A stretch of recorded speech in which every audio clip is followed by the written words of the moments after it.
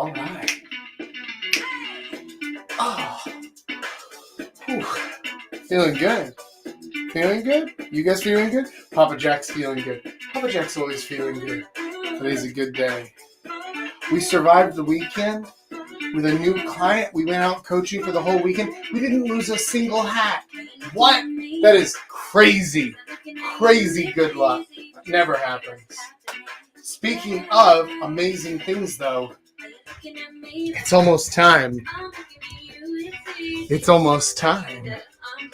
We're just getting the microphone set up. One last thing there. And then, let's get it out of there. It's not very pretty looking, is it? That's okay. All right. Oh, I think it's time. Let's go ahead. I see someone in there. I see you guys getting in there. Okay. Good. Oh, man. Today, a lot of people have messed up. A lot of people have made a terrible, terrible error, it seems, because we have a suspiciously low view count today. Normally, this doesn't happen. So I'm thinking something's going on out there. Either everybody all of a sudden got a girlfriend and got into perfect relationships, or somebody fucked up. And you're going to miss out on one of the best lessons that you'll ever learn in your life, because today I'm going to teach you how to fix your text game. But if you would like to truly enjoy today's wonderful experience, all you need to do to reach the height of humanity, the culmination of all of civilization, is to grab your glass, your mug, or your flask, a chalice, a stein, or even a cask. Raise it high and let's make a splash. It's time now for our libation bash. Toast the night and enjoy the mood. Together now, we drink some booze. On your mark, let's not wait. It's cheers with chaps, so don't be late. Cheers. Oh, good. That one's so delicious, it makes up for our low viewer count today. That one makes Papa Jack happy. Okay, now, first off, welcome, everybody. Welcome to Live with Jack, number 107. And today, I'm going to be teaching you about text game. I know this isn't something that I normally talk about, but it's something that everybody has to deal with. And it's a very important part of how you meet women and how you actually develop relationships. I don't often go into it because a lot of people really misuse text game as a moniker. People talk about it and they're just talking about like weird little one-liners or simple things like that. I'm not interested in that. I'm not interested in something that might work once. I'm interested in how to build a system that can reliably work every time, that can convert the girls you meet into dates and then turn those dates into more dates and then into relationships if you so choose. So that's why it's very important for us to go through your texting in the form of a system so that you can figure out exactly what you're doing right, what you're doing wrong, and how to fix it. So let's jump straight into it. And let's begin with step 0. Now you might be wondering to yourself, well, Papa Jack, how the hell can you have a system with a step 0? That doesn't make any sense at all. Everything has to start somewhere. How can it start before it starts? Because, my man, this is about texting. And here's the thing. If you don't know the girl yet, if you don't have her number, then who are you going to text, right? So you have to actually go through step 0 to even get into the texting game. This has 2 different ways, 2 different points of ingress, if you will, 2 ways to get into the steps. One of them, the one that I really do not recommend, but I know that most of you guys are going for anyway, is online dating, right? So step 0 begins when you match, but before you actually get a conversation going. Okay. And for the other guys out there, the guys who are actually meeting women in person, who are going out to places and talking to girls, real life women, not just the online virtual girls and the catfish. That's right. That's right. The real ones, those girls, you're out there, you're having a conversation with them. Then you get their number. And that's where step 1 begins. So step 0, even though we're talking about getting into this in 2 different manners, importantly, we're just remembered something. Fuck me. Paul, remind me later. I actually have a list of questions and I completely whiffed on remembering to send those to you. Help me remember later. Okay, cool. So, two ways to get into this, right? Like I mentioned, online dating or in person. They both function the same way, which is that attention is everything. Attention is your currency. You must get fed attention or you will die. You will starve of lack of attention. And I actually mean this seriously, because if you cannot get attention, then none of this matters. If you can't get a girl's attention, whether it's online or in person, how are you ever going to text her? How are you ever going to have the chance to implement all of this amazing information and knowledge that I'm about to share with you unless you can get her attention first? Attention is the first thing. Before you can create curiosity or interest or attraction or her decision to actually go on the date with you, before you can create any of that, the first thing you need is her attention. Now, this is an important bit. Everybody wants to be loved, right? Everybody needs to be loved. What is the opposite of love? Most people think that the opposite of love is hate. It's not, because both are passions, both are emotion, both is a serious consideration of that person. Whether that's with positive or negative intent, it actually doesn't matter. The opposite of love is indifference. If she just doesn't care about you, if she just doesn't even know you exist, that is the opposite of love. It's nothingness. It's emptiness. And this is why I really do mean it when I say you will have attention or death. That's it. Those are your two choices. And if you don't find a way to get that attention, you will die on the vine like an untended grape. Untended grape. You will die on the vine. So you have to get attention. Okay, Papa Jack, sounds easy when you say it, but how the hell do I do that? Well, I'm about to tell you about the pink suit theory. This is Papa Jack's very own pink suit theory. I like this one a lot. In a room where 19 men are wearing black suits with white shirts, if there's one guy who's wearing a pink suit, who will all of the attention go to? It will obviously go to the guy in the pink suit. Now, this is important because he'll get all the love, all the compliments, but he'll also get all the hate, all the derision. However, remember what we said earlier. Love and hate are essentially in the same category. It's still attention. And when attention is your currency, which at this stage especially, it absolutely is. When attention is your currency, positive or negative, it really doesn't matter. The most important thing is being the one that people notice, that people talk about. Because as I'm joking on my own words. As Oscar Wilde once famously said, the only thing worse than being talked about is not being talked about. You want to be noticed. You want to stand out. You want to be different because you need that attention in order to actually meet the girls and talk to them and get them out on dates. So how do you go about getting attention? Well, let's start by working the other way.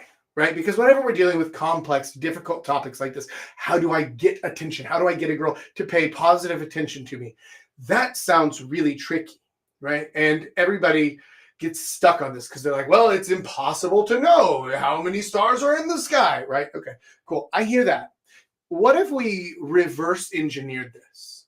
What if we said, what actions would guarantee I got no attention? Right? What would guarantee I got no attention? Well, I would have really boring profile pictures if we're doing online. I would dress in a really boring or uniform way if I were meeting girls in person. I would open up by saying something really generic like, hey, or how's it going? Or how's your day? And I would not have anything that might be at all offensive or inflammatory or interesting or curious. That's what I would do if I were trying to get zero attention. So if I'm trying to get all the attention, just do the opposite of that, right? If you're going out in person, dress in an interesting way, act in an interesting way, show off more things, literally be like a peacock. And I'm not exactly talking about like if you guys are old enough to remember Mystery or like the game or things like that. I'm not really talking about exactly that, but conceptually, I'm also not talking about that. That is the same general vein of being the attention getter in any kind of situation. Now, it doesn't have to be as over the top as some of those guys were, like literally wearing a hat with peacock feathers in it, or I saw a video of one dude who was wearing like a strap-on dildo stuck to his forehead, and like, okay, there you can take any idea to a logical extreme. Maybe that's not exactly what we want here, but conceptually, that is the correct direction, right? Be the person who gets attention.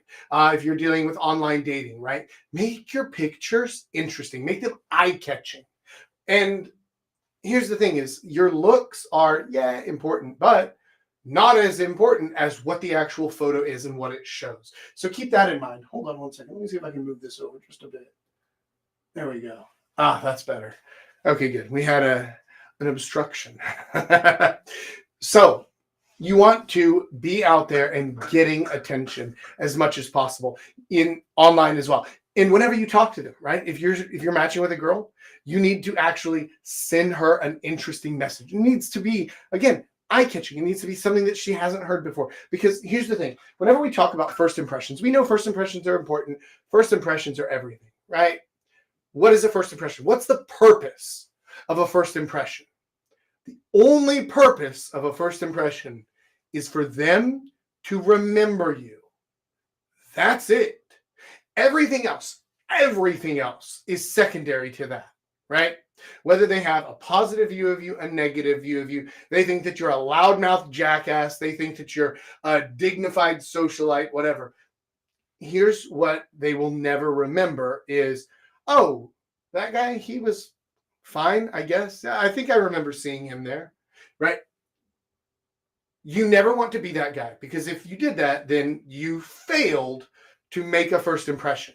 You failed, literally, you failed to impress yourself upon that person's mind. So anytime you're making a first impression, you need to have something interesting, something different. You need to be doing something, saying something, acting in some way that stands out, that's different from everybody else, because you are the one in the pink suit. You're not wearing the same black suit as everyone else. You're doing something different. You're doing things different, and you're more interesting as a result. Interest comes after attention, okay? And every single time that I talk about this, about attention leads to interest, leads to attraction, leads to the decision, which is to go out on a date or to give you her number or whatever it is that you're trying to go home with you, any of those things, right? Those are all the decision part of the chain.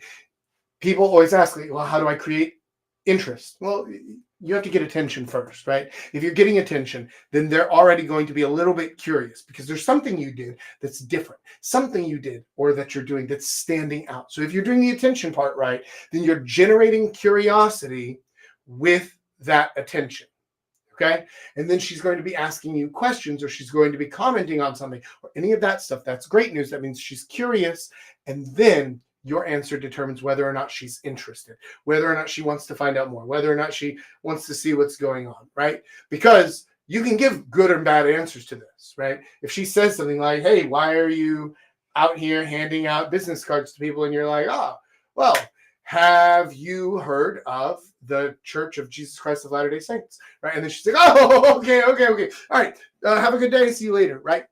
It'll scare people off, right? There are bad answers to this, but if you have a good answer, because you're doing something interesting, because you're doing something fun, because you're doing something that generates curiosity, and you say, actually, I'm really glad that you asked, because I did it, and you lead into something that's actually interesting, whatever it is, then you have interest, right? So if you're wearing a stupid pink hat and they say, hey, the hat's interesting, that's really strange, why are you wearing the pink hat? Okay, I get this comment if I wear this hat out, right? And I can answer any number of ways, right? I can answer, oh man, listen, I lost the bet, but it was a sure thing, okay? It was a sure thing. I was betting on the Giants in the Super Bowl. And, you know, if they're paying any attention, they're like, well, the Giants weren't even in the Super Bowl. I'm like, I know, that's why I lost. Okay, interesting, curious, funny, because funny is an intense emotion, right? If somebody laughs, that's great. That means you're getting a physical response to the emotion that you're creating in them. So if you can make somebody laugh, or if you can make somebody gasp, or if you can make somebody, what? If you can get any of these reactions, a physical response to what it is that you're saying and what it is you're doing, you have a lot of interest. That's great news. The only physical response you don't want is them leaving, right? That's the only physical response that is considered bad. Anything else is considered positive because that is continued attention and developing into interest. Now, as we go through this, I told you at the beginning that I was developing this as a system where you can follow through it and check for points of failure. So in each part of this system, I have also added in a failure note. So if you're constantly failing at this step in the system, here's how you address that and fix that problem so that you can move on into the next parts of the system. With this step, if you're failing on getting attention, this is our failure note for step 0. If you're out there, you're swiping all day long and you're doing all your approaches, but nobody's paying any attention to you, you can't get anybody's attention, then you have one of probably a few different possible problems. But the biggest thing you need to do is, with no hesitation or reservation whatsoever, try literally everything that you can think of. Iterate as many times as you can, as quickly as possible, because the bad news is that we don't have any attention, right? Oh no, that's terrible. Oh, but the good news is that this is so easy to change quickly that you can test. Imagine it like a marketing campaign, right? You're literally just testing it completely free. If you send out, 50 different messages to girls online, 50 different openers, and none of them work, then it's like, okay, cool. Tomorrow we'll send out 50 other different openers, and we'll just keep on testing lots of different things to see what works, because this costs us nothing and we can iterate very, very quickly because it's so low on the actual flow chart that we can just change the entire thing in a minute, right? Same thing. If you're going out and like nobody's commenting on your hat sucks, or your clothes, or whatever it is. If nobody's paying any attention to you, if nobody's noticing you, then something's wrong. That's okay, cool. Test it out. Try different things. When we went out this last Saturday, whenever I took my client out coaching, I brought out 6 different hats with me. Right. And the important thing is not because I know what works for me. But we have to test different things for him to see, like, okay, cool. Which one do you feel most comfortable in? Which one is actually getting you positive attention? Which one is actually leading you into these conversations? Which one works best for you as a communication piece? All of this stuff. And we can test it like that. Literally 10 seconds. Put this hat in the bag, get the other hat out. Whoop. All right, cool. We test. Easy. So if you're failing at step 0, right, getting attention, you test, iterate, because it's a very low effort and low commitment thing to test. That's great, because then you do succeed. You will find something that works for you that gets attention. Remember, doesn't have to be amazing attention, doesn't have to be all positive, because negative attention is still attention, right? So we can work with this. Any kind of attention can lead us into step 1, because now we have contact information. Now we have a way to talk to the woman. This is excellent. This is where we wanted to start, right? Because now you have a girl's number. You went out, you chatted with her in a cafe, standing in line at the post office, on a bus, wherever you were, you got her number. Or you matched with her online, you sent an opening message, and then she responded back. Cool. Now you are on step 1. Short, sweet, and to the date. Your only job in this step, is to set up the date, to set up the meeting. Anything else, honestly, waste of time until we get to the date. Now, I get that it can be difficult to jump straight in from, here's my opening line, boom, and then, cool, let's go on the date, right? I get that, right? You might exchange a couple of back and forth messages, a little bit of banter here and there, but you want to keep this short, sweet, and to the date. Your ideal situation is to minimize the amount of time between when you start talking and when you set up the date. Here's the thing. You guys remember the 72-hour rule, right? 72-hour rule is this. The moment you first match, or from the moment you first meet in person, both are the same, right? Because remember, 2 points of ingress, but they both lead us to the same spot. We have a girl's contact. Now we need to message her. From this moment, you have 72 hours to be on the date. Not to set it up, not to discuss it, not to fiddle faddle around and maybe I'm going to shoot my shot, maybe I'm not. None of that stuff. You have 72 hours to be on the date. So realistically speaking, that means you have about 12 hours maximum to ask for the date.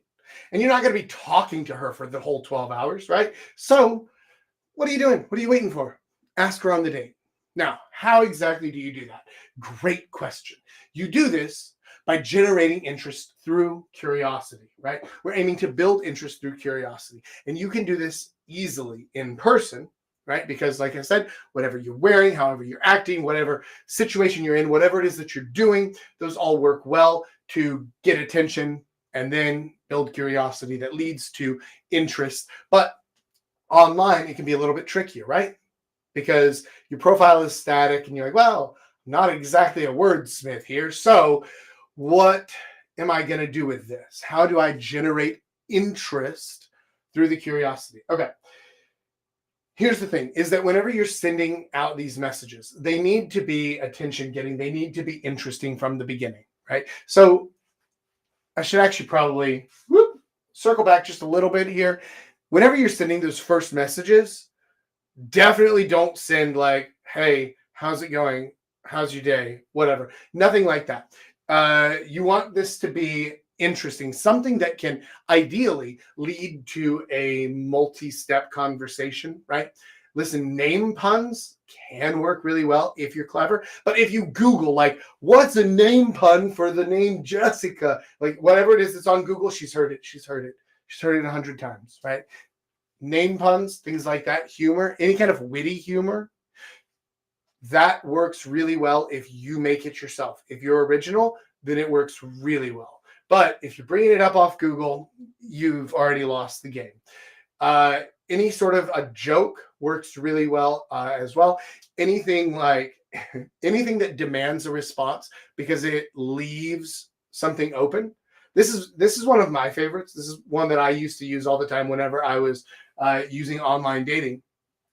Is I would send a girl a message and I would say something like, "Don't you hate it when," and then just hit enter. And that's it. And she would almost always answer back. She would be curious. When, what? Don't I hate it when what? Okay. And then you can follow it up with whatever else. Don't you hate it when people don't answer you back on Tinder or whatever else? And then it leads into a conversation. Another fun one that I used is, oh my God, I think I know your coworker. You wouldn't believe what she said about you. That one got a response like 100% of the time because again, it creates curiosity. It gets them in. They're like, oh, holy shit, what's going on? Like, I need to know who this is. I need to know what's happening here. I'm really curious. That is the key. So if they're curious, they're going to be interested if you can deliver. If you can deliver on whatever that thing was. And so you use that interest to build into something. Here's where it gets fun. This is where you can actually turn it from this basic ass conversation into a date. You want to find something that can lead you to the date. You want to find a point of commonality, whatever that is. Now, whenever you're meeting a girl in person, if you're following my advice, then you already did that during the conversation. You found some kind of point of commonality, something that you want to do together. And you use that as the reason to get her number or her Kakao or her Instagram. And now you're going to use that to set up the date, right? So you don't need to go through this stuff if you've already met her in person. But if you're coming at this from online dating, you need to transition into, we're going to go on a date. Sometimes, if you're like Paul, they'll ask about it straight away, right? They'll say, so when are we going out, right? But for most of us, for us mere mortals out here who suffer under the oppressive yoke of the uglies, we don't have that option. So instead, we have to use words to direct the conversation to actually lead it into a date. One of the best ways that I've found to do this is to use statements instead of questions. If I want to ask a girl a question, let's say I want to take her out for drinks at the local taqueria, right? I want to go out for margaritas and tacos. Awesome. Instead of saying, hey, would you like to go out sometime and get some margaritas? Ooh, that's boring, man. That, like, even I love margaritas and tacos, and that sounds boring to me. Even I would say no to that. Or like, hey, do you like margaritas? Okay, that's a little bit better. Like, okay, yes, but I'm not sold on it. All right. But if we take it up another level and we turn it into a statement instead, hey, you seem like the kind of girl who loves margaritas and tacos. Am I right? That is way more interesting. That's already 10 times more interesting than the question that was exactly the same as the statement, right? Why? Because not only am I making the suggestion of we're going to go get margaritas, that's already implied in there. But this is the cool part. Now she's even more curious because she's like, hold on a minute. Wait. I do. But why do you think that? What about me makes you think that I'm the kind of girl who likes margaritas and tacos? And then you just, you can make up some shit. You're like, listen, I've known a few blondes in my day, and every single one of them, without exception, loves margaritas and tacos. I'm betting you probably don't even go for the lime margarita, do you? You're strawberry? No. Oh my God. Are you one of those mango margarita girls? I should have known. And now all of a sudden, it's so much more interesting than, would you like to go out with me sometime for margaritas and tacos? Okay. But that statement, instead of the question, generates curiosity, generates interest, and is the perfect lead in to awesome. I'm glad I was right, because this Wednesday, me and you and a pitcher of mango margarita, if that's what we have to do, I might go into a diabetic coma or something, but fine, we'll give it a shot. Let's do it. And it leads you into the date. So statements over questions here is going to be absolutely a really easy way to get into that. Now, another good thing that you can do is if a girl starts asking you things, maybe if you've done a good job generating curiosity early on and she's interested to find out more, she might start asking you some questions about yourself. Like, oh, so what are you doing here? So what's your job? So what do you do around here? How long have you been on Tinder? Whatever else. You want to walk a fine line here, because you don't want to dodge her questions like a con man, right? But you don't want to answer her directly either, because that direct style of communication doesn't work very well with women. It's not attractive. It's not interesting at all. And it just kills the conversation, right? If she says, so what do you do? And you're like, oh, I'm a kid's ice hockey coach. She's like, so like Ted Lasso, but in Canada instead. I don't know. Like, it's not very interesting, right? Instead, what you say is, hey, I'm really glad, I'm flattered that you're curious about me. Here's the thing. I would love to talk more about this, but I hate trying to have conversations over the phone, right? Maybe I'm just a boomer at heart, but I'll tell you what we could do is instead, let's have this conversation over a nice, lovely mango margarita. Right? I'm going to keep coming back to that because now I have that stuck in my mind and I kind of want one. All right. So you don't want to dodge her questions, right? You're not trying to hide anything. We're not trying to lie. We're not trying to do anything like that. Instead, what we're doing is we're saying, look, yeah, that's great. Let's discuss all this, but let's do it in person. Let's see if we actually have some chemistry. Let's hang out. And if you've done a good job at creating curiosity and interest, then she should be down to meet up with you, right? This is your test point. If when you propose the date, she says yes, great, success, you move on to the next step. Well, actually, you move on to the date and then on to the next step. But this is important. If you're starting to fail, oh, crap, I almost forgot this one. The offer. All right. So I've talked before about the offer. And if you guys have been watching my streams and videos, then you already know what I mean about the offer. But let me quickly explain it. Basically, Your offer is, what is it that you're inviting her to do? I don't mean what are you offering to buy for her? What are you offering to give her? I'm saying, what are you inviting her along for, right? If she signs up to hang out with you, what does that look like? What does that feel like? What is she getting here? Because she's giving something. She's absolutely giving something. She's giving her time. She's giving her attention. She's giving all this stuff. And she might even give up a little bit more than that if you do a good job of it. But she's giving. What are you offering? What's the back end for her, right? And again, I don't mean financially. Don't take this as like, I'm offering to buy you a this and that, and like take you out for a nice seafood dinner. Like, oh my God, don't be that guy. If all you have to offer is money, then you're literally replaceable by anybody else, right? So keep that in mind. The offer is not money. It's never money. The offer is you. It's the time with you. It's the experience that she's going to have with you. If you craft your offer right, if you're building enough curiosity and interest, right, then she's going to get to satisfy her curiosity, first of all, right? So if she's asking questions about you, well, that's a great question. Listen, I really want to talk more about this, but I'd rather do this with a cold beer in my hand. So let's get together, crack open a cold one with the boys, or with the boy, and then we can talk more about it. Okay, great, perfect, awesome. She's curious. That's the offer. She wants to hang out with you. If you're inviting her for margaritas and tacos, okay, wonderful, awesome. That's the offer. Is we get to hang out. We get to know each other a little bit. We get to talk some, and we get some awesome margaritas. This is a real win-win all around. This is a great offer. If you craft your offer correctly, you should be able to set the meeting no matter what.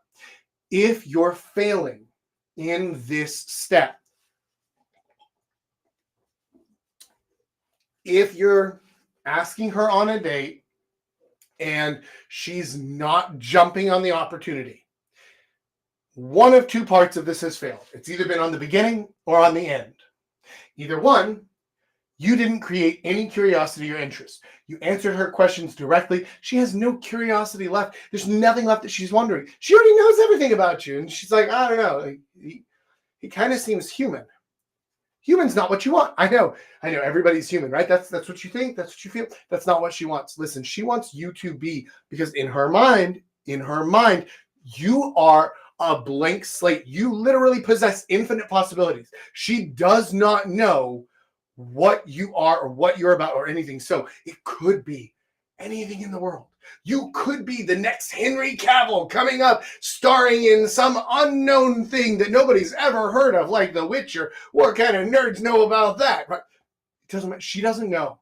So if she has curiosity about you, then she's interested. She wants to know more. But if you've already answered all her questions, she's like, oh, fuck, he coaches kids ice hockey.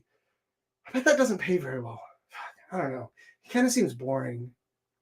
I don't know. Nah, probably not. Okay, so you didn't create any curiosity. She's going to nope out. Or the other mistake that you might have made is you fucked up and you waited too long. You were not obeying the 72-hour rule.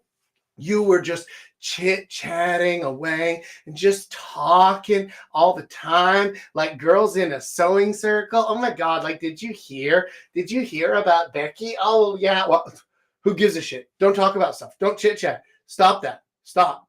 Just get in there, create a bit of curiosity, shoot your shot. If she's in, awesome. You got a date. Great. Move on. Pass go. Collect $200. Great. If she says no, okay, cool. No problem. Unmatch. Next. Easy as that. That's how focused and how direct you should be in this step, right? So quickly, build curiosity, build interest, shoot your shot fast, use statements instead of questions, and don't fuck around too long. Don't chit chat. Don't do any of that stuff. You can do all that on the date, right? Next up, now we're moving to early stages of dating, right? Now we're turning interest into investment. This is after you've been on a date, maybe a couple, and you're still kind of early in this thing. It's not really a relationship yet, but it is more than just some stranger. So what do I do here? This feels like kind of a no man's land, where in relationships down here where you feel a little bit more stable and you can kind of talk about some more personal things or something like that, which I don't know if we will or not. We're about to find out about that in a little bit. But it's also not as new and interesting. So how do you keep the curiosity and the interest and the attraction going whenever you've been on a date or two? Well, here's the thing. And this is a really important thing that guys need to remember. They always fucking forget this. They always forget this thing. You cannot increase attraction through texting. You can decrease attraction through texting. So, as a general rule, texting is always going to be inferior to meeting in person. Anytime that you're messaging, you should be thinking about or planning the next date together. You should be figuring out what it is that you guys are going to do together. That's your goal. You do not want to be sending her good morning texts, right? I like how I wrote that here. Bad morning texts, bad. Do not do that. Do not do that. Do not do that. How was your day?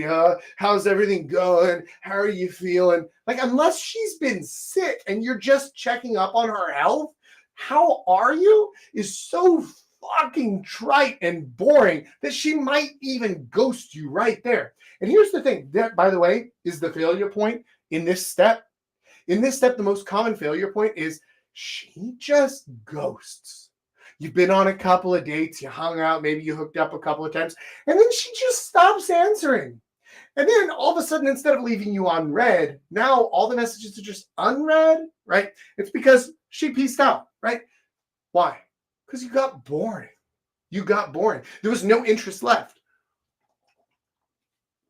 There was no curiosity at all. So, of course she left. Because just like a TV show that just, it starts off high and then over the course of the hour, it just gets shit and shit and shit. And it doesn't do anything to ratchet up the tension back up. Like, you're going to turn it off. It's the same with anything in the world. And that's the same with relationships. So you need to stay interesting. All right, cool. How do you do that? Well, one of the best things that you can do is if you're going to text, which again, if you're going to text her interesting things. Instead of asking a boring question, oh, how's your day going? Oh, how's everything at work? No, instead, you remember, oh yeah, she was talking about Sandra, this girl at work who's always fucking everything up, and she always messes this up. Send her a message about that. Be like, hey, how's that bitch Sandra doing? Is she still making trouble? That's way more interesting than how was your day? How are things at work? Because you're giving her a pointed question about something that she can choose to open up about, that she can choose to talk to you about. Now, maybe she'll say, listen, I hate that bitch so much. I'm sorry I even told you about her. I hate talking about Sandra. I was just so mad at her that day and I had a few drinks. I want you to forget she ever existed. Or maybe she'll say, oh my God, that bitch Sandra. Yeah, let me tell you about the stupid shit she did today. Either way, good. She's opening up to you. She's going to talk to you about it. And she's still interested. She wants to keep this conversation going. That's great. That's perfect. That's what you want. The other thing that you should be doing here is you should be making statements or asking questions that lead to the next date, right? Something like, hey, this may sound like a weird question, but have you ever been kayaking? And she's like, what? No, I never have. And okay, listen, I've been really wanting to go kayaking. I haven't been kayaking since I was like 22, but I just saw the other day that there's this cool whitewater river a couple of hours out. Let's make a weekend trip out there and go kayaking together. Awesome. That's great. That's interesting. Because now instead of saying like, hey, would you like to try this thing? You open it up with a question of, have you ever tried this thing? Have you ever had this experience? And then, good news, whether she says yes or no, they both lead directly into, right, let's go do that thing. That sounds awesome. This is your main goal here, is in this section, you're trying to create continued interest. That could be in new things, that could be in date ideas, that could be in events, places that you guys go together, that could be in anything at all. All that it cannot be, the only thing it can never be, is it can never be boring. Never. Because if you're boring, you're dead. That's all there is to it. If she's ghosting, if she's not coming back for more, there's a reason why. And it's because you're being boring. It's because you're not giving her anything. Or even worse than boring, you're falling into a routine. you're falling into a routine. I've seen this happen dozens of times, right? You go on a few dates with the girl, and then you're like, we're not in a relationship, but like kind of dating, right? And you're like, oh, hey, good morning. Hey, yeah, how's everything going? Yeah, okay. Oh, that's cool. Yeah, okay. Well, do you have any plans this weekend? No, maybe we should do something. And then that same thing happens every week for like 3 weeks straight. You literally fall into this routine of Monday, hey, the weekend was really fun. Yeah, me too. Tuesday, oh, how's everything going? Wednesday, hey, hump day. Hey, Thursday, hey, what are we doing this weekend? Friday, oh, I can't wait until tomorrow. And then it's the exact same shit every single week. It's routine, and that's death.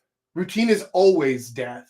But especially in this early stages of a relationship here, that will absolutely kill it. And she'll just peace out. Do you know why? Because some other guy who is actually listening to my advice comes up and he rocks up with an awesome opening line and with an interesting story, and he brings her out for those fucking mango margaritas. And all of a sudden now you, boring Bob, are stuck back here trying to keep your same routine going, and it's nothing. It's like brushing your teeth. That's how much emotion she feels in this weekly routine, while Magic Mike over here is just killing it with the margaritas, right? So you cannot be boring. You cannot be routine. You always have to be creating more interest so that you can lead them to more dates. That's how you deal with the early stages of dating. Now, once you're actually in a relationship, at this point, I'm going to assume that this is for relationships that are 2 months or more in, right? Where you guys are officially stated as exclusive, as boyfriend, girlfriend, or as whatever it is you are. Maybe you're one of those ethically non-monogamous people where you're just open relationship and everybody's sticking everything in everybody's holes. I'm not here to judge, but whatever it is, you're in some kind of established relationship that everybody's agreed on. Okay, cool. This one is a little bit more difficult because there's no rule of thumb here. Every relationship is going to be different. This depends on the type of relationship. This depends on the type of girl, right? This depends on, it depends on your culture or the country that you're in. Out here in Korea, where I live, girls expect their boyfriends to message them 60 times a day. That's the average. Right? 60 times a day. Do you realize how insane that is? Now, I'm not going to do that, but I am going to raise the amount of messages that I send. And one of the easiest ways to do that is you're adapting to whatever your situation is. But there is a texting ratio rule. So if you're ever not sure, like, should I be messaging more or should I be toning down the messaging a little bit? As a general rule, on aggregate, overall, for every 3 messages she sends, you should be sending 2. Now, that doesn't mean that you have to send a message and then wait for her to send 3 messages before you can send another. I'm not talking about it in a small space like that. I'm talking about overall. She should be doing about 3 parts talking for every 2 parts you're doing. That's about the general ratio that you should look for in messaging. If she's messaging less than that, then she's either not interested or she's the kind of person who doesn't message much. But if you're in a relationship like this, you should talk to her, right? Adapt together, because this is 2 ways. But overall, especially in these situations, less is more. Less is more. You don't need to, even when you're in relationships, you don't need to send good morning messages, right? If she explicitly says, hey, I would really like it if you would send me good morning messages, fine, right? Doesn't cost you anything. It's not weird.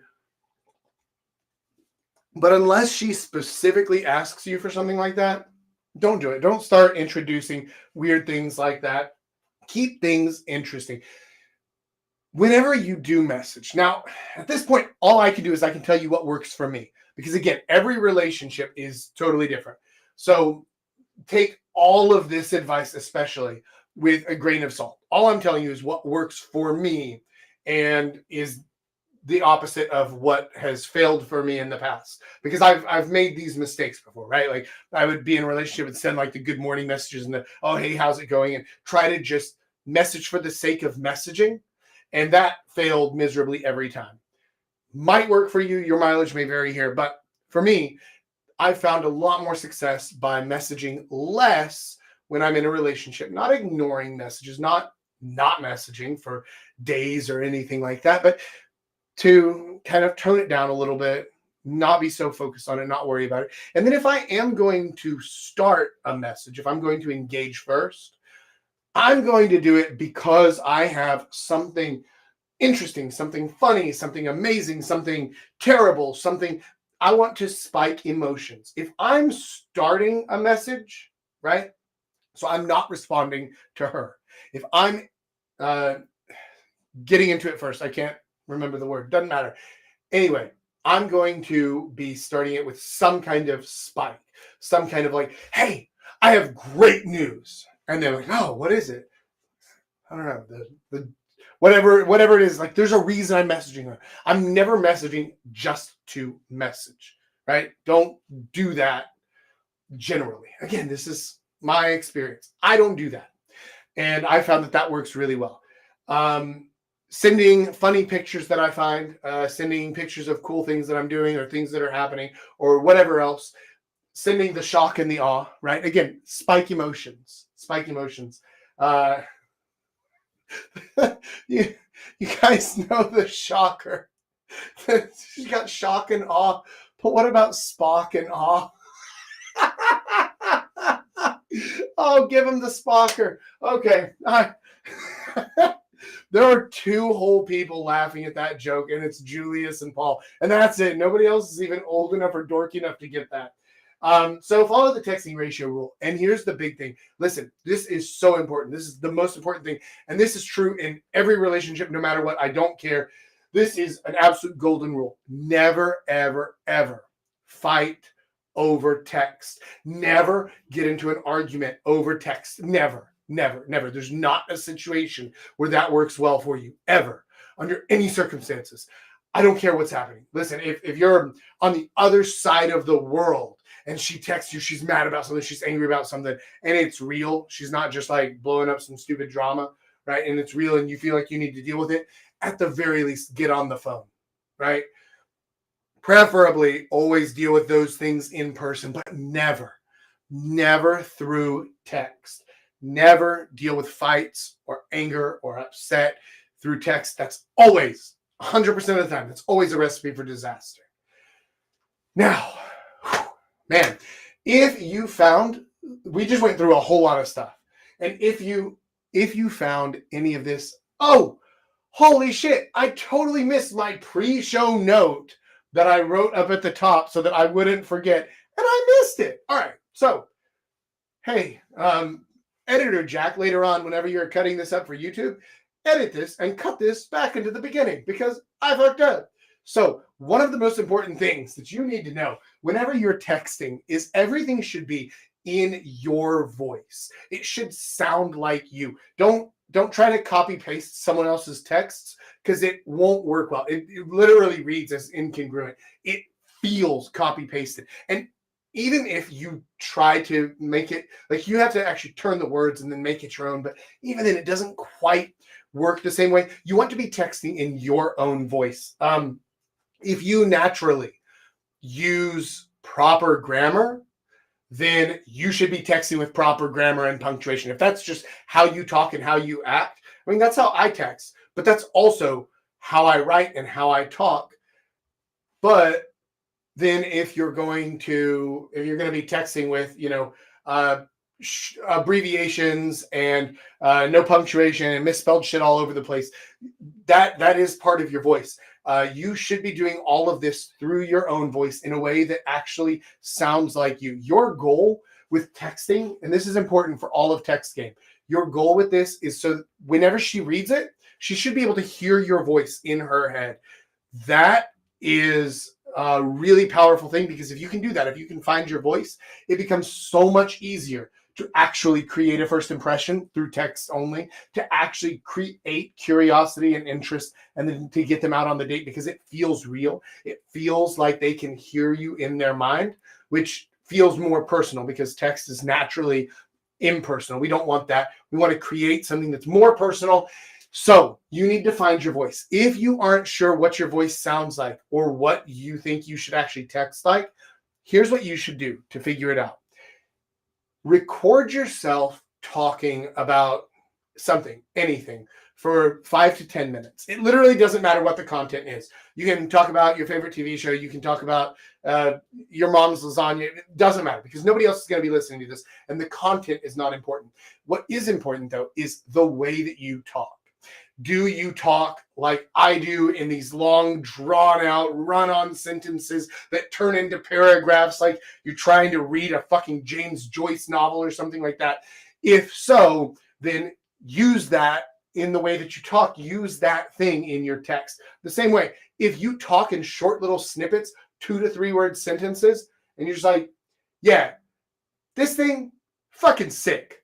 Love it. Okay, cool. If that's the way that you naturally talk, use that in your text as well. You should absolutely be texting in your voice. Now, with all of that said, if you found any of this useful, interesting, exciting, entertaining, if you got the Spock reference, drop a thumbs up on the video, please.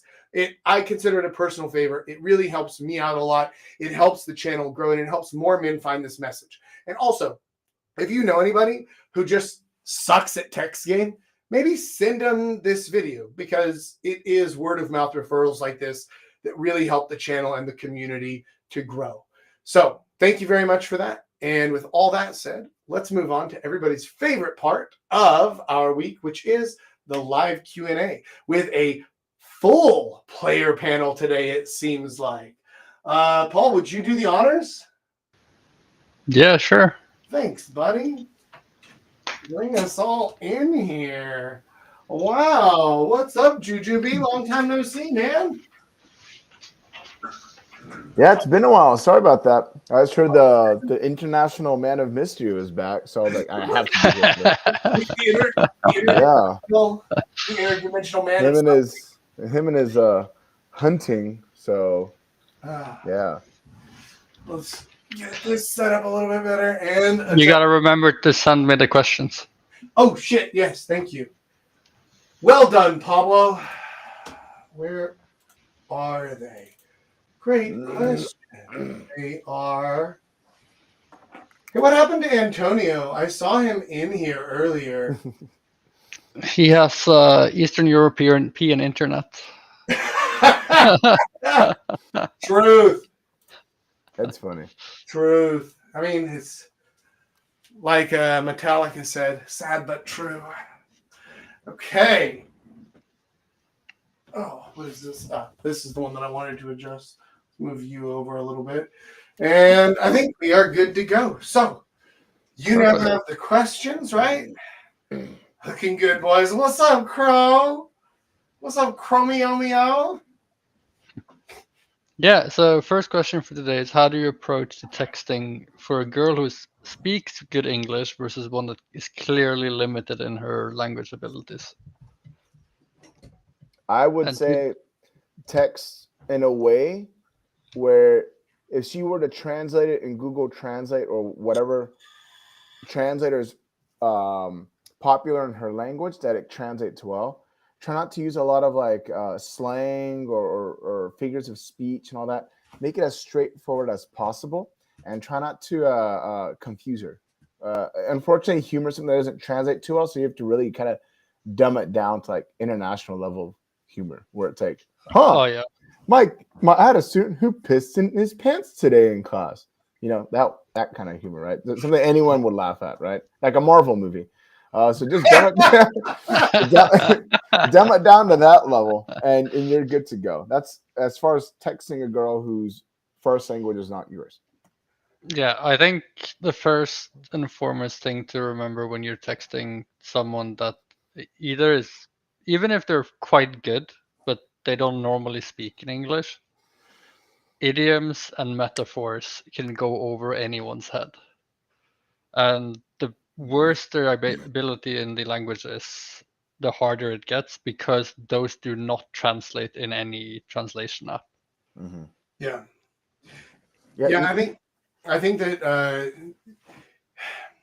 honestly, texting with girls who don't speak English very well it's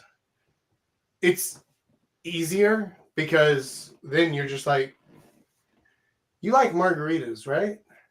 Right? You just everything becomes a one-liner. Yeah, exactly.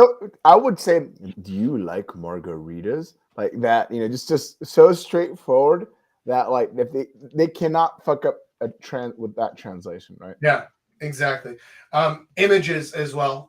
GIF. Listen, Yeah. I'm not even joking. Like Like flashcards. GIFs and emojis. Yeah, those Ugh. work beautifully. Yeah. Flashcards, absolutely. Yeah, fuck it, right? Like flashcards. You hold up a bottle of whiskey and you're like, "What's this?" And she says, "You." And I'm like, "That's right. I'm Jack. Hey, Drink. Yeah, there you go. here, you earned yourself a drink." Oh yeah, of course. In my experience, just simple. I don't want to say dumbing down because kudos to someone learning a language, but you do have to simplify it as much as you can. Sure. Now, I imagine Paul, interestingly, being Norwegian, if there's someone he's talking to who's learning Norwegian and for some reason they don't speak English, right? How would that work? Would you have to dumb it down or simplify it, Paul, as much as possible? So a person that is learning Norwegian but doesn't speak English, For whatever reason. yeah, that's gonna be very fucking complicated. Oh, Yeah. they're just. So you mean they're Finnish? Oh, okay. I understand now. I've met a few Well, Icelanders that well, didn't speak English. I was like, huh? Don't all of you? I don't know. Okay, but in that case, I would genuinely just try to dumb it down, and because for the example of Icelandic or Finnish or Swedish or Danish, right? Those are still, even though it's a bit off these days, the languages are based on each other. I can even do that with people who speak German or Deutsch. Like we can, if we work with this very, very slowly, we can still speak the same language and understand each other, even if we speak two completely language. And Yeah. but if you go over to text, then it has to be in GIFs and question marks. That works like a charm. Yeah. GIFs work really well. Images work really well. Even if you say something, right? If you're texting a girl, you're like, "Hey, you like margaritas, right?" Like a very simple. That's a 4-word sentence. 5 if you include "hey." And then if she's like, "Huh, morago," and then you just send her a picture of 2 margarita glasses, and then a thumbs up emoji / thumbs down emoji, right? Like anybody can fucking figure this Yeah, out. I've actually done that where it's like I got the question back like she didn't get what I said. So I like just completely dumb it down. Okay, girl emoji plus guy emoji plus wine emoji plus thumbs up and question mark. Yeah, That's really dumbing it down. Oh my god. But yeah, like, it actually works. yeah, Yeah, And I it's bet. fun and Yeah, it works interesting because it's brilliantly. something that is a type of message they don't get anyways. It keeps the curiosity alive. By the way, just from a purely fascinating intellectual standpoint, we literally speak in hieroglyphics now in 2024 because you can create an entire message using only emojis and people can understand you. That is fucking hieroglyphics, no matter how you cut it. It's amazing that the brightest minds in the world created this amazing tech so people could do the stupidest things in the world with them, right? To dumb us down as much as possible. We got satellites, GPS, high-speed internet, and folding phones so we could just do that. And then we have some motherfucker out there doing like a little hands up emoji with like a water spray emoji and then an eggplant at the end. You're like, yeah. I was actually showing a friend my list on Samsung Notes of the women I've been with, and he asked what the chocolate donut was. I was like, "What do you think that is?" Anyway, Oh, I like to eat dessert, son. I know. Hungry Caesar is hungry. Thanks for the plug, by the way. Yeah. Do what I can. I do what I can. Yeah, girls who don't speak English well, dumb it down, use translator apps, or just fucking use emojis, right? Get them out in person though. Because in person, you can do so much communication through Yeah. body language, through tone of voice, that like Facial they can expressions. understand you even if they don't know a fucking word you're saying. Dude, it's Yeah. wild. I was once on a date with this girl. She did not speak a word of English. I didn't speak any Korean. This is when I first came to Korea, and we just had pure physical attraction. We got each other's numbers. Took out the next week, and we just used Google Translate. And I would make her laugh and all this with stupid body language and dumb jokes I would make. And yeah, we smashed that night. It was incredible. Yeah, absolutely. It's like the closest thing to mute sex I'll ever have. Yeah, I just wish I had the sign language, but yeah, I would have. Anyway, Sign language. Oh man. Well, I miss this, man. We gotta do this more often. Oh. What? Anyway, let's move on to the next question. What's on next, Pablo? The next one, are certain styles of texting better for different types of girls, or is setting up the date, or when setting up the date, it doesn't matter what type it is, it's all the same on your text? It's all the same. It's all the same. Yeah. I think texting is about finding your voice, not about trying to adapt it to the person you're texting to. It's more about being confident and playful in the way you phrase things. Because eventually, like, it doesn't matter what type of girl you go out with, like, it's still you. And that person has to shine through anyway and be congruent. And that should be both through text and through in-person meeting. Yeah, that is very true. That is very true. Because Like, if she there is a doesn't like who you are, then you know that's what's the point? yeah, exactly. Fuck it. And also, it's like that's also why we kind of the first thing we do in the course, right, is tell people, okay, who are you actually looking for? Yeah. Because the second you know who, you craft the person you are that matches that personality and type. So that will also shine through in your text, and your text will auto filter anyone else. Yeah, but I mean, like, yes, that is absolutely correct. However, the thing is that, like, what the example that I gave earlier of, like, you seem like the kind of girl who likes margaritas. Am I right? Okay, cool. I can literally use that same line on all 14 types. Oh, yeah. And the only ones that it's going to repel are the ones who don't drink alcohol at all. And good, because we could never have a relationship, right? Like, even a one-night relationship, we can't have, that's fine. But the beginning part, the getting attention works the same for everybody. Literally, no matter where you are, no matter what your situation is, no matter who it is you're talking to, attention works the same. Now, whether it's positive or negative might depend on the type, but attention works the same. And if you're doing the attention part right, it naturally generates curiosity, which creates an interest, and you just immediately set the date. This works the same with all 14 types. Hopefully, though, you have created a profile, because definitely your profile is going to get some girls who match it, some girls who hate it, right? So your profile is doing the heavy lifting of filtering for you. And then everybody who comes in through that filter is already sold on what you've put out there in public.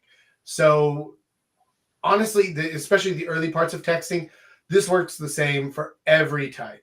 The other parts, you might text more or less depending on the different types, but you should already know that. Like Paul said, if you've already built your system right, you should be attracting the types of girls who match well to you. Like if I attracted a type of girl who wanted to go out and do, fucking marathon runs every weekend together as a couple, then I fucked up, right? Yeah. Like I messed up my system horribly if that's the kind of girl that somehow got through. So yeah, I think build your system, build your profile so that it matches your system and your personality type. The texting works the same for everybody. Completely agree. Yeah. There we go. Next question is almost the same question, but your approach to texting changed when you're texting a 20-year-old girl in university versus a 30-year-old working girl. And now I'm assuming You a wrote working the girl. questions.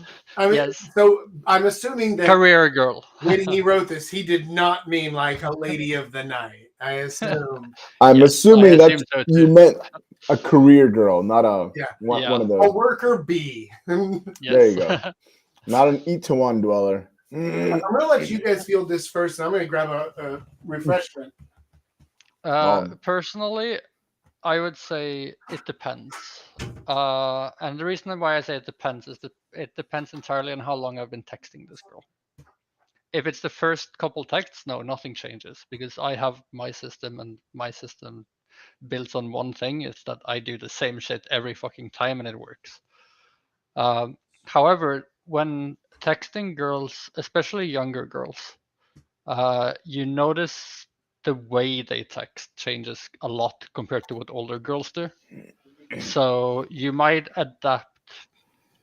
There is this thing called like all of us know about mirroring, right? Like you mirror the level of attraction, you mirror the way of communicating.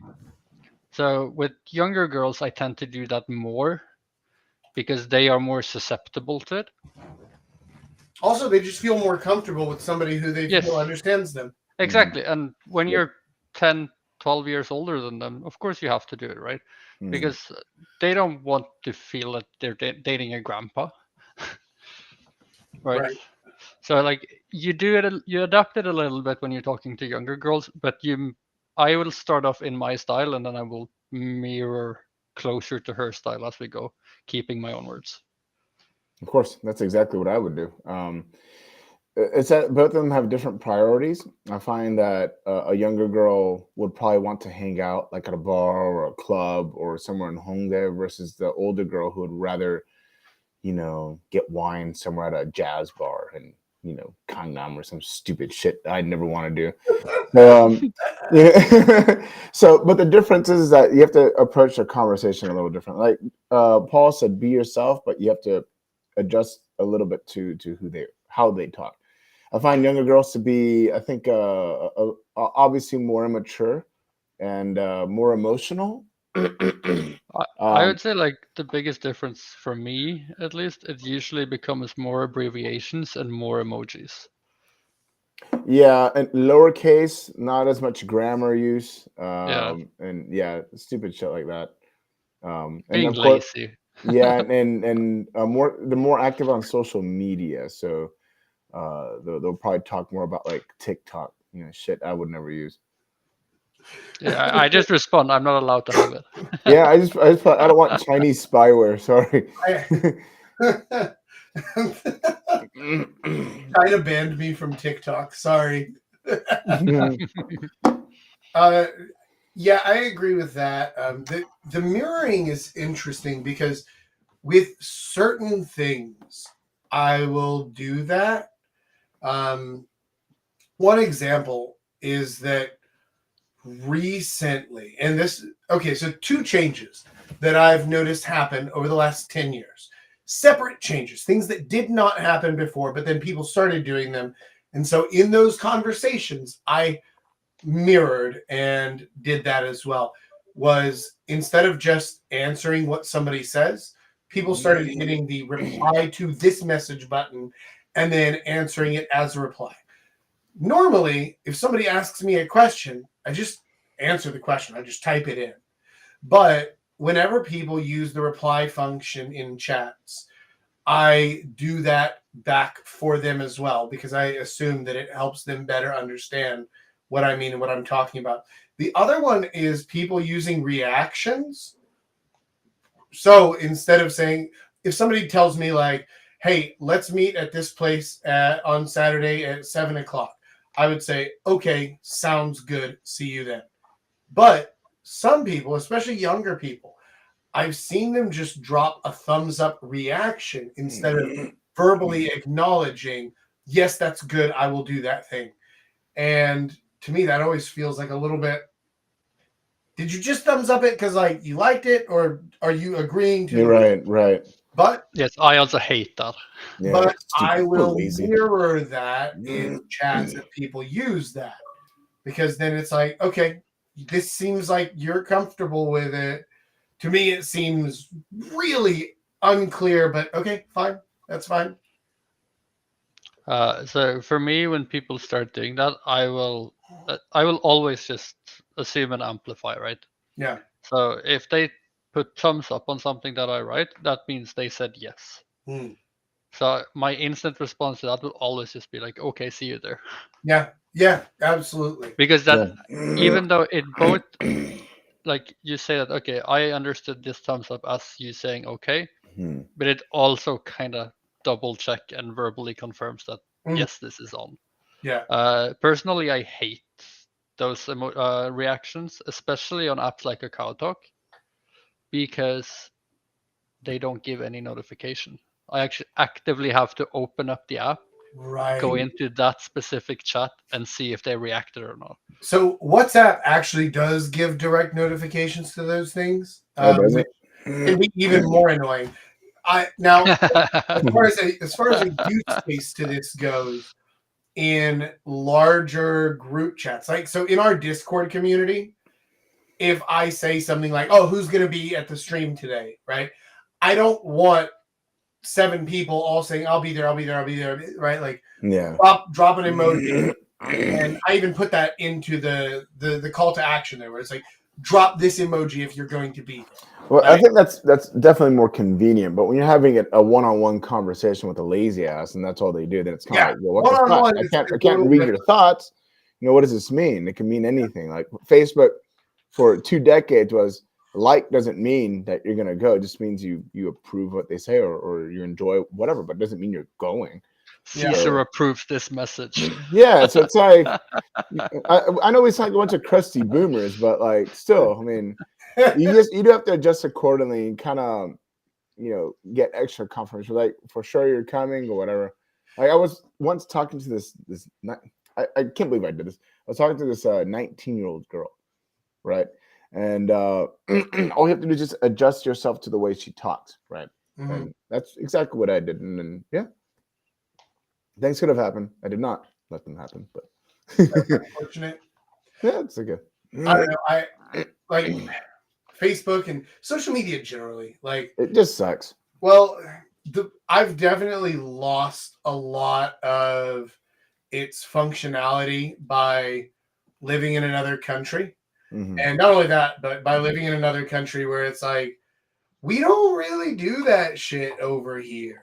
Like back in America, people would use Facebook to organize outings and things like that because some people will have to, drive in like 30, 45 an hour, right, to get to something that they're going to do. But here in Korea, it's just like, well, we're all going to be out in Hongdae anyway.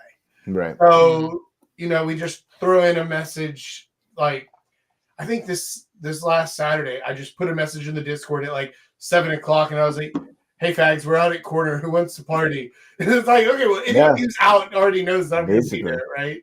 Yeah. So we don't need to create for it. Right. Yeah, it's literally Yeah, just a group message at this point. Now, if you create an event on Facebook, you're gonna look like a crusty boomer. Yeah. Yeah, it's like actually, here in Norway, we still use that quite actively. Like, yeah, Facebook events. yeah, I think people in America still do as well. My yeah. brother I haven't still used invites. today, well, Facebook for us here today is like two things. It's the Messenger, which is the most common one used here. That and in the Snapchat. States. Wait, maybe. Yeah, Snapchat. that and Snapchat is still what is the major communications channels here. It's, And then it's Facebook events, and that's it. I still don't understand Snapchat. Like, I know this sounds boomery as fuck, but here's the thing: is I never understood it when it was first created, except for like basically its only real use case, as opposed to literally anything else, as opposed to Facebook Messenger, SMS, Viber, whatever else, right? The only use case to Snapchat was you can send nudies that then disappear.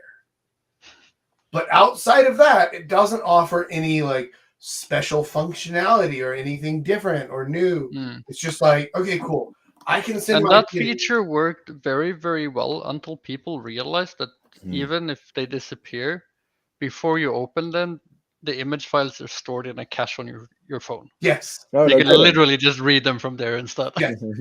And also, right? Like you could still take screenshots. All that it would do is it would just tell the other person, like, hey, they just took a screenshot. But it's like, okay, but now your titty pictures are still out there, right? Like Yeah. you just know about it. Yeah. That's all. Or you could what is it also do like screen recording before Yeah. this happens? So it's like, how are they supposed to know? Yeah, exactly. Yeah. Exactly. Now they're like it was not a very I good think the general use of Snapchat went down a lot after that whole Snap save catastrophe. and the whole Facebook tried to buy them and then they refused, so Facebook just bought Instagram and ran them out of business. Like No, And TikTok. I'm And pretty TikTok. sure they bought Snapchat eventually. they may have eventually, but Yeah. at the beginning the Snapchat people were demanding a higher price, and so Zuck actually just said like, right, fuck you guys, I'm just gonna run you out of business instead. Anyway, we are way the fuck off topic. Yeah, texting with young people as opposed to older girls, like mirroring, yeah, matching certain things, but I wouldn't change how you talk or what you talk about. You never want to avoid saying something for fear of, but what if she gets offended, or what if she gets upset, or whatever else. There are some jokes that you might not make just because they wouldn't land, right? Like I wouldn't bother making the this is the shocker, this is the spocker, right? Like I wouldn't make that joke with a girl not because it's a dirty joke, but because she doesn't know who Spock is, right? It's not funny. She doesn't get live long and prosper. She has no idea. So the joke just doesn't Yeah, you land. gotta know your audience. It's important. Right, exactly. Yeah. Know your audience, but don't pull back on something because, well, she's younger and like, oh, maybe I shouldn't say this to her. Maybe she would be offended. Maybe she would fuck off, right? Just say the things you want to say. Be the person you want to be, because anything is better than indifference. Anything is better than boring. She thinks you're gross. She thinks you're crude. She thinks you're rude and socially unacceptable. Fine. That's still better because she's thinking about you. That's okay. All of that is better than indifference. All of that is better than being boring. Yeah, I think I remember that, especially in the beginning, like once I learned doing this properly, a lot of the girls that I dated said like I had this talent of walking the line between confident and arrogant. Yeah. Half the time they were pissed off at me and offended, and half the time this is just amazing. Yeah. And I'm like, okay, perfect. Good. If I can walk the line of you being offended, that means I'm interesting. Exactly. Yeah, sure. Interesting is far better than being boring and Yeah. Okay. Yeah. Exactly. Because girls, even if you piss them off and offend them like crazy, if you are interesting, they won't give a shit. Absolutely. Oh yeah. Because it's more they'll fun. respect you more for it too. And and a lot of the times you end up being good friends with them because they know that you'll say and think and do these things, but at the end of the day, you're far more interesting to those other simps that are following her around, right? Yep. Here's an interesting test case to exactly that thing. And this is also proof that like personality and congruence are absolutely key, like more than anything else in the world. Girls love the song, the Tenacious D song, Fuck Her Gently. Okay? You guys know this song? Yes. You don't always have to fuck her hard, right? Okay, now, here's the thing. This is the curious thing about this, is that they wouldn't like this song if anybody else had written it. It comes from Jack Black, and the congruence of it, the honesty of it, where like it's not a joke. He's not writing it as a joke song. He's writing it like no. Like sometimes give her the fucking D, but sometimes slow it down and make it sweet and make it fun. And he's doing all this under the guise of humor, but it's not a joke song, but it's real. But if anybody else said this shit, they would absolutely, oh my God, he's such a pig. He's such a misogynist. He's only thinking about sex and all this stuff. Jack Black is able to get away with it. He's able to do it because it comes across as like naturally, genuinely what he's thinking, what he's feeling. Plus, it's funny. It makes them laugh while he's being serious about it. It's an absolute brilliant piece of culture that you can use instructionally to say, like, all right, cool. If I'm able to walk that line and say just outright vulgar things, but girls are like, oh, that sounds cute. That sounds sexy. Oh, that's interesting. That's fun. Then you know you're doing something right. I've had that comment being thrown my way. Do you only think about sex? I said, no. Wait a second. I only think about sex between 4 p.m. and midnight. You gotta own it. Do you only think about sex when I'm talking to you? Yeah. I mean, yeah, like what else would I think Oh my. Oh my. You just turned that up to 11. Cool.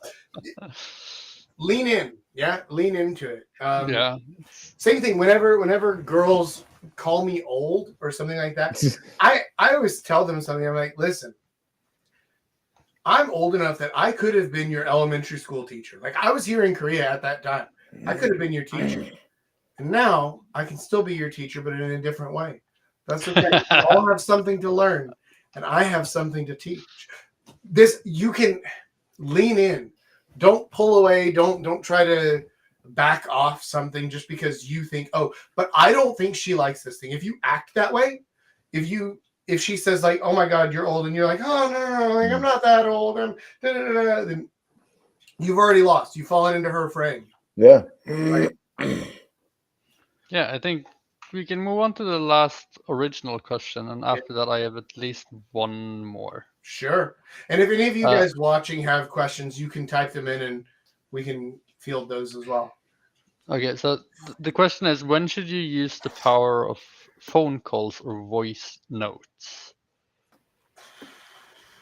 Personally, if someone sends me a voice note, I'm not even going to listen to it. I fucking hate voice notes. I'm generally there with you on that. Like, that's the thing I really like about Snapchat, because if someone sends me a voice note, there's a button so I can just transcribe it. I don't have to listen. That's to it actually at all. smart. You know, I like Instagram because you could speed up the voice notes, so it's like half the time. I fucking hate. I really like voice the Snapchat ones where you can just transcribe. That's the best. Yeah, whenever there's like an article online where it's just like a video, I'm like, no, I don't want to watch it. I don't want to listen. I just want to read it because it's faster. Exactly. Yeah, I'm like, we sound like such angry boomers. Like, what am I, 13? I know how to fucking read. That's like, let me fucking read it. I don't want to watch it. You know, it's stupid. Yeah, when they send me that, like, I'll have friends who will send me voice messages that are like minutes long, and I'll just like them and I'll listen to some of the last one, and I'm like, oh shit, man, that's crazy. Yeah, it's stupid. Now, if it's someone that like is that like I'm really, really, really interested in, and she does that, I'll just respond with with text, with an actual written message. Yeah. I won't send her back the voice note because then I'm encouraging her to keep sending more of that bullshit I hate. I will just like, no matter what time of day it is, if someone says it, I'll just respond in a meeting. Can you text? Or just respond with LOL. Yeah, I don't know. But the thing is, like, yeah, whenever I see it's like a cacao message and it's 5 minutes long, I'm not listening to that shit. No. The only time that I've ever accepted voice notes was when I was working in music, and people would be like, hey, I had an idea for a track. Here it is. They're like, okay, cool. That makes sense. But anything that can be said through text should be said through text, generally speaking. Now, Paul, the other day, I sent Paul a voice note because I was like, I have 2 minutes and I need to get out 2 minutes worth of words. I cannot type this in 2 minutes. And like, I even said that to you. I was like, I'm sorry. I had to get all this out real quick. Dude, yeah. Do it on Instagram. He could speed it up when he Yeah. plays it back, and Yeah. it's completely intelligible. So Generally speaking, I would not recommend speeding up my voice messages if I ever send one, because I talk pretty damn fast.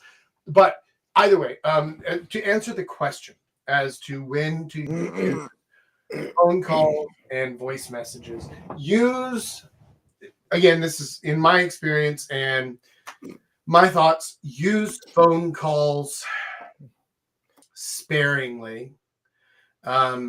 This is especially true if they are not native English speakers.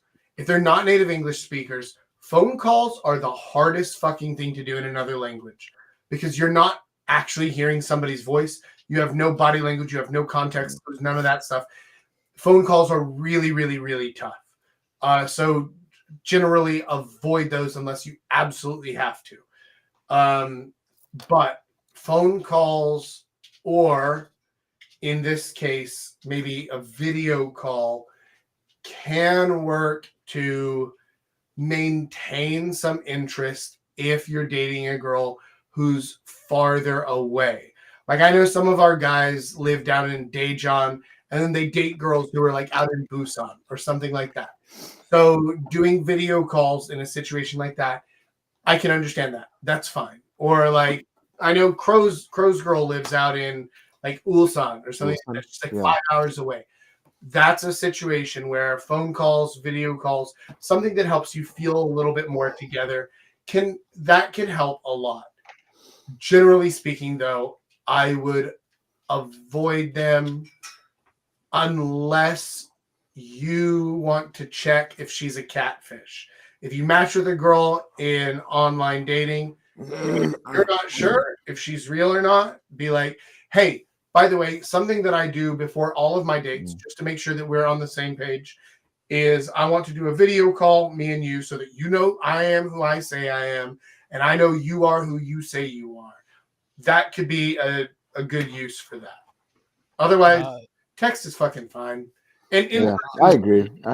best. Video calls only if you want to make sure she's not a fatty. Yeah, like I've fallen to that trap because I didn't think of this brilliant idea of video calling, because I just went with the old pictures of herself she had on Tinder and Yeah. Meet, and then I meet up with this land beast that's way fatter than she let on. So I was like, you lie to me.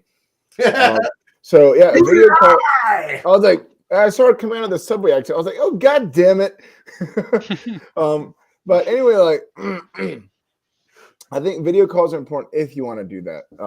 Like for instance, I suggested my friend Potter. Like, hey, well, if you're not so sure about this girl who wants to play Nintendo Switch, because video games and women, you know, there's a strong correlation of being heavy in playing video games if you're a woman. And so I'm like, if she's not showing you, if she doesn't have pictures on her profile and she plays video games, then she's probably fat. Probably fat. Yeah, she's probably really fat. So I mean, you don't want to show up on Saturday with a fatty. So I did tell him to do a video call. So he's going to do that really soon, just to verify. Yeah, yeah, so it's important. That is important. But if you're just going to video call like a dork, don't do that. Yeah, your voice For messages me, are stupid. Since I like, my style is a little different when it comes to calling in the first place. So I will never call, except for one thing, and that is if I met a girl in a bar on Friday night and I got her phone number and we were busy, or I was with someone else, or I had someone else in mind, or I had plans later. I'll get her phone number and I will call first thing in the morning. And then I will call. Because then I want to hear her reaction to my calling. Do she actually remember me? And if she doesn't pick up, I don't care, right? But the point is, then we have talked. She knows my voice. I know what she looks like. She knows what I look like. That's a good call. And then using that, because of all the other people she met last night, I am probably the only one that actually calls. Others will text or Instagram message or whatever stupid shit, right? But I will actually call. However, if I brought the girl home and I want to reach out to her the next day, you get the awesome message, hey, you want to make it a 2-night stand? Yeah. The repeat customers. Yeah, but for like online dating and stuff, I don't think I've ever done a video chat ever. I have, but And- again, just checking that they weren't a land beast. Yeah, no, that's important. At first, I of misheard all you. the Good. of all the dates I've had, I've only been unlucky that way once. And even though like I was like, okay, I was unsure before the date, so then I did the most boring thing I could think of. We're getting barbecue as the first venue, because then I can eat and ditch if it's shit, right? I still need to eat anyway, so might as well have company. Of course. No, I was saying before, Paul, you continued, that I misheard you guys as I was coughing. And I was like, how are you going to find out if she's fat just through a voice call? You know, you Yeah. can. Oh hear yeah, it. you know. Oh, you can tell, but I mean, No. like, I Don't don't ask know. that. You Like, know you the have a answer, fat dude. voice? You know, fat girl voice. You know it. The same way that, like, dude, if you hear a guy on, like, you know, like in a Discord chat or something, right? Like, you can hear it if he's fat. No, you can hear exactly what he looks like. Exactly. Yes. And same thing with girls, man. You can usually hear what they look like, right? But obviously that defeats the purpose because it still leaves the question in your mind. You just video call. Yeah. Mhm. That's true. I actually like I've done that with a couple girls in the past. Where it's like, okay, we were like, especially here in Norway, like we add each other on Snap. And what I will do is I will take my camera and I have a like wall like ceiling to floor mirror, and I'll just hold it up like this, and then I'll do a 360, so she can see how I look, right? Like my body looks, and then I just, how about you do the same? That works? It actually works. Yeah, I mean, if you send first, then Yeah. Yeah. Or No, I like can I see just that like working. write something like what you see question mark, and then usually they send it straight back. Yeah, No, but it I works wish like a charm. I wish I employed these tactics before because I was just thinking of this other girl. We had matched in Houston. She was a Korean American, and then we actually met up in Korea when she visited, and I was working here. And those pics were lying. Like she was a lot fatter than I anticipated. Was it She was big. Annie? No, she's Canadian. Although I would totally do that one, but I digress. But no, this one she was from Houston, so yeah, she was big. She had like she had worked the angles where she hid her double chin. I was like, God damn it! Oh man, Yeah, you know I what still they did say, her though. I mean, like, who am I? I'm not a choosy, picky man. Like, dude. Everything's bigger in Texas, especially the lies. she did have the nicest, smoothest skin I've touched though. Yeah, but there's that. Hairy. You but got smooth. pretty skin, girl. And You make me sound like Buffalo Bill. You got that skin. I'll make a suit. Okay, so let's move over to the last question, which is a Okay. personal question for me, because Sure. I think it's our answers here might differ a little bit to what you teach. That's why I want Jack's opinion first. And that is, when developing your own text game, should you just talk to girls, or should you have your buddies and confer how to write the messages? What can you do, like how to develop your style of texting that actually matches you as a person?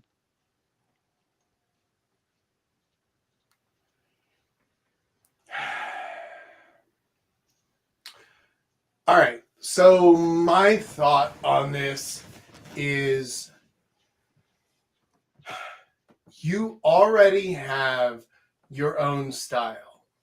You just need to uncover it. You need to pull off all of the bullshit filters that you've been using, all of the polite filters, the filters that you use and need to use for work text groups, for talking to your grandmother on Facebook, to whatever else, right? Like use those filters there. But you need to actually learn to take those filters off and remove them. But you already have your own voice. It's just a matter of getting there. Now, I do not think that texting by committee creates a better text. I really don't think so. Now, there is a use for it in that if you ask 5 people what they would say in a situation, you can get 5 completely different opinions, but the opinions are not real, right? Because the number of people who would hop onto a group chat and be like, yeah, listen, man, the best opening line in the world is you just walk up to a girl and say, hey, you look like the kind of girl who's going to be sucking my dick in 5 minutes or less. And then like, that's it, man. And then that's it, right? That's it. You win, right? Like guys will say stupid shit like that they would never actually say. So this is one of the reasons that I'm not a big fan of asking other people for advice on what to say. What I think is a better litmus test for finding your voice and finding your texting style is whenever you first read a message, the first thought that pops into your head before your mind has the time to apply those filters and those, oh, no, don't say that. Oh, no, soften that language. Oh, no, do this, do that, whatever. Before you put any of those filters on it, that first thing that pops into your head, say that. So, like, if a girl messages me and she's like, hey, do you want to go see the New Jeans concert with me on Sunday? It's only $200 a head. The first thing that pops into my head is, lol, no. Like, but also, that's the correct message for me to send. Right? Yeah. But if you start adding those filters on, and then it turns into like, oh, that sounds great, but like, you know, I already promised my friend that I would help him jerk off, and so you know, I guess I'm just booked up, right? Yeah. What else you would make up? Yeah. Take the filters off, right? Before you put the filters on, that's already your voice is there, your text game is there. You just need to strip all the other bullshit away. Yeah. I don't know, Paul. What do you think? I think so. What we used to do, especially like me, Julius, Magnus, we had our own like. Okay, the idea wasn't that we're gonna change who we are as people, but sometimes you get into situations where you feel stuck, right? We're like, okay, I have 5 different things I want to answer to this, but what we did is, okay, I will, for example, write out my initial response. Mm-hmm. And then if I'm questioning that, I would send a message to Julius. Does this sound like me? Okay.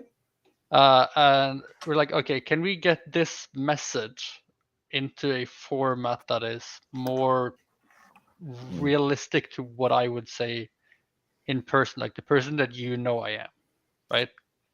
And we would work with that back and forth, and it didn't take that long until we all had our styles that always worked.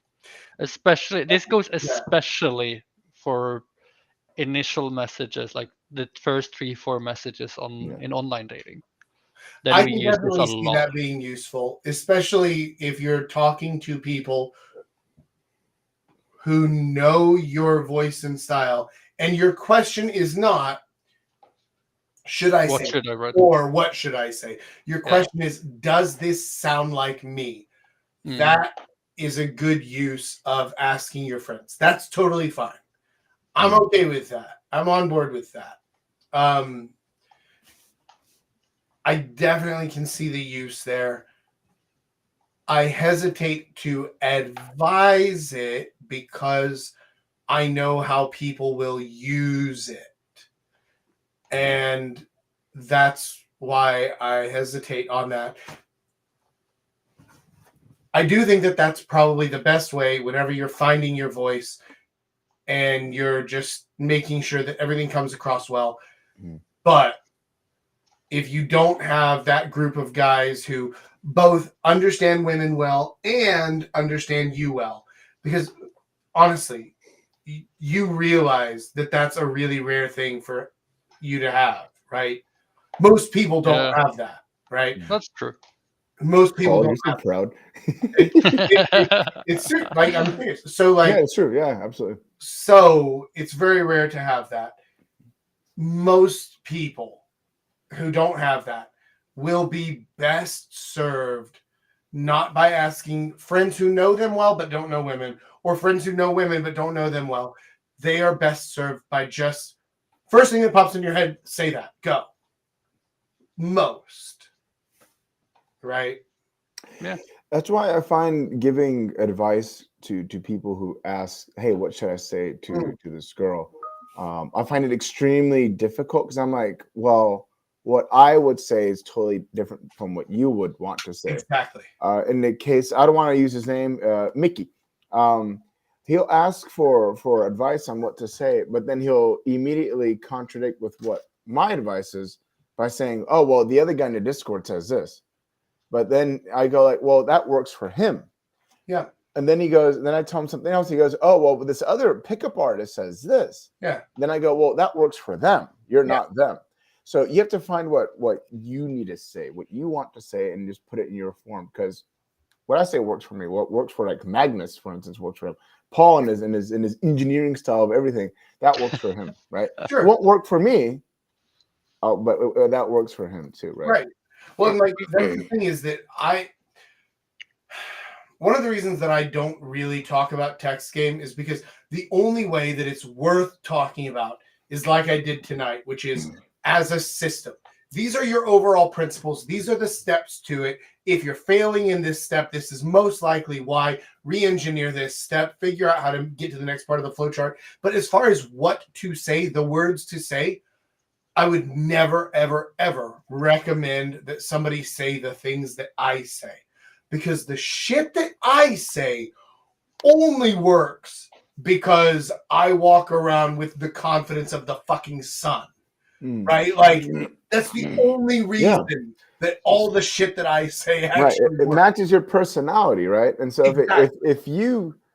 if someone were to take your message, say Mickey, and he writes the exact same thing you write, and it comes from him, she'll be like, "What the hell is this? Like, where did this Dr. Jekyll, Mr. Hyde crap come from? Like, who's this guy?" Yeah. Yeah, that's the same if you take anything of the things I write, which is usually very cold, controlled, but playful. Sure. Yeah. See, Right. totally different from mine. Like when Jack mentioned was it that New Jeans crap band? Yeah. This girl, she asked me to go see her in Hongdae at 3 a.m. at a club. This was years ago. Yeah. And I gave her a list of 5 things of that I'd rather do than go there. And one of them was like going to North Korea. Another one was taking a dump. Like there's all this other stuff. And she laughed at it and she loved it because I told her no, but in the most creative way that worked for me. Yeah. Right. Yeah. Jack would say it might work for him because Jack and I have a very similar sense of humor. But Yeah. Paul, being as surgical as he is, probably not. Yeah. Right? Yeah, that would Is Ricky, as you know, Mickey being as he is, you know, it wouldn't work. You know, definitely would be very different and out of left field coming from him. That's correct. Is that like if somebody messaged me at 3 a.m. and was like, "Hey, come meet me at this club," I would be like, "I hear what you're saying, but counter offer.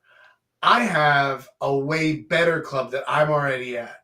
Have you ever heard of Club CU? Come over here." Right? And then just drag them out to come drink beers with me at the table outside. Like, I'm not going to a fucking club. No. But you want me to go there and spend money to go inside? No. I think if someone messaged me that if they'd messaged me that 3 years ago when I started out, yeah, sure, I would probably have gone. If someone messaged me that to me today, I would open my fridge, take a picture, and say, "I'm already at the best bar there is. Are you coming?" There you go. That's the way it's done. Exactly.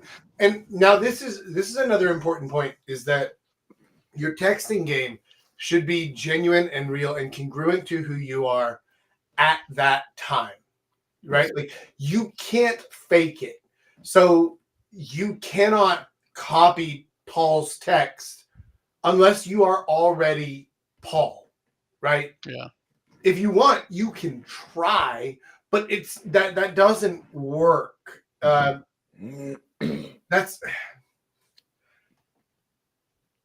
it just I don't know. It doesn't.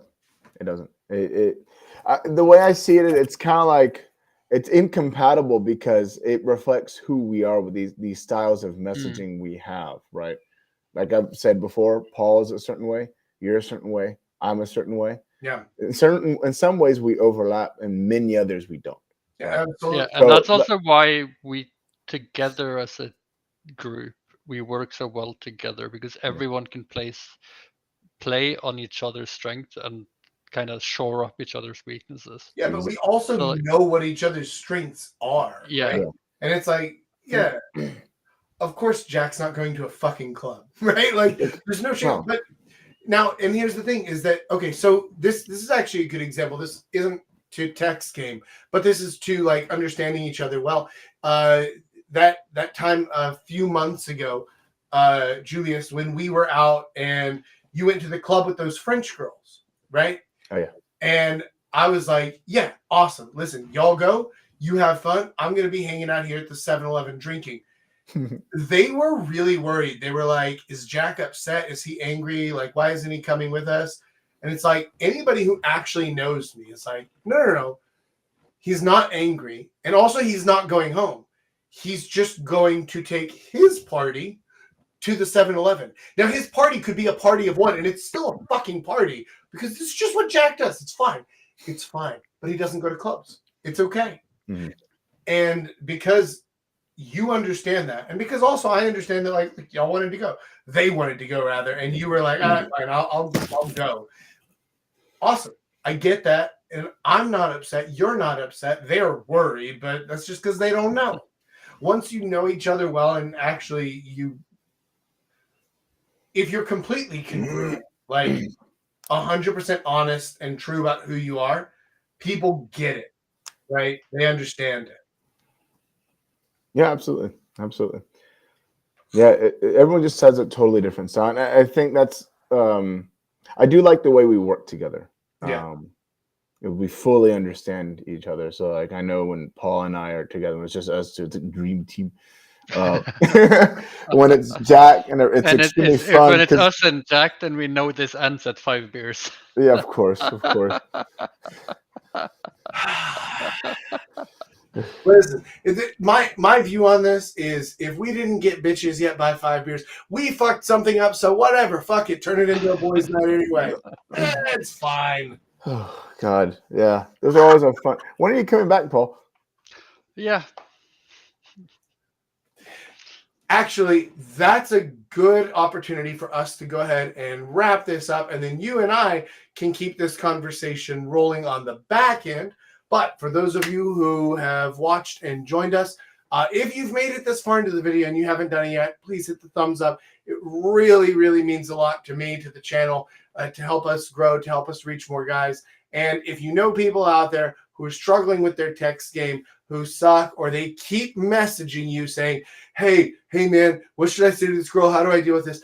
Here's the thing. You can just cut that all off right now by sending them this video so that they know what to actually do and how to fix their mistakes. So go ahead and share this with somebody who needs to hear the message. And thank you guys so much for joining, for watching. Thank you. Special thank you to Paul, to Julius, and to Antonio, who attempted to join like 7 or 8 times, but just fucking couldn't. Still, my heart goes out. I do appreciate you, buddy. So until next time, gents, until next week.